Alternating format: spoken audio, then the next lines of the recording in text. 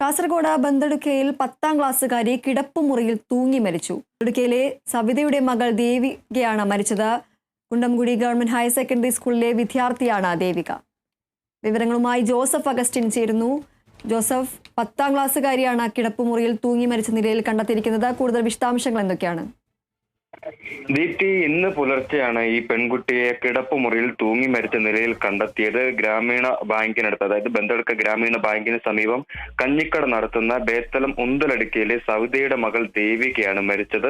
എന്തായാലും ഈ ആത്മഹത്യയിലേക്ക് നയിച്ച കാരണം എന്താണ് എന്ന് വ്യക്തമല്ല. ബേഡകം പോലീസ് സ്ഥലത്തെത്തിയപ്പോൾ പരിശോധന ആരംഭിച്ചിട്ടുണ്ട്.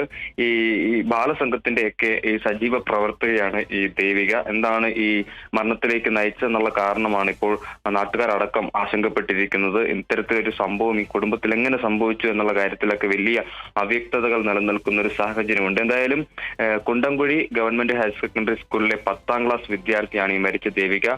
പോലീസ് ഇപ്പോൾ സ്ഥലത്തെത്തി ഇപ്പോൾ മറ്റു നടപടികൾ ഇപ്പോൾ ആരംഭിച്ചിട്ടുണ്ട്. ഇന്ന് പുലർച്ചെയാണ് ഈ 10ാം ക്ലാസ്സുകാരിയെ ഈ കിടപ്പുമുറിയിൽ മരിച്ച നിലയിൽ കണ്ടെത്തിയത്.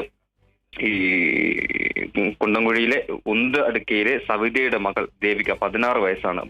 16 വയസ്സുള്ള കുട്ടിയാണ് ഇത്തരത്തിൽ 10ാം ക്ലാസ് വിദ്യാർത്ഥിയായ കുട്ടി ആത്മഹത്യ ചെയ്ത നിലയിൽ മരിച്ച നിലയിൽ ഈ കിടപ്പുമുറിയിൽ കണ്ടെത്തിയത്. പോലീസ് ഇപ്പോൾ അന്വേഷണം ആരംഭിച്ചിട്ടുണ്ട്. ദീപ്തി.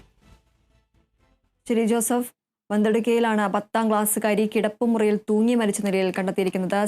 ഉന്തടുക്കയിലെ സവിതയുടെ മകൾ ദേവികയാണ് മരിച്ചത്. കുണ്ടംകുടി ഗവൺമെന്റ് ഹയർ സെക്കൻഡറി സ്കൂളിലെ വിദ്യാർത്ഥിനിയാണ് ദേവിക. പോലീസ് അന്വേഷണം ആരംഭിച്ചിട്ടുണ്ട്. ജോസഫ് അഗസ്റ്റിനാണ് വിവരങ്ങൾ നൽകിയത്.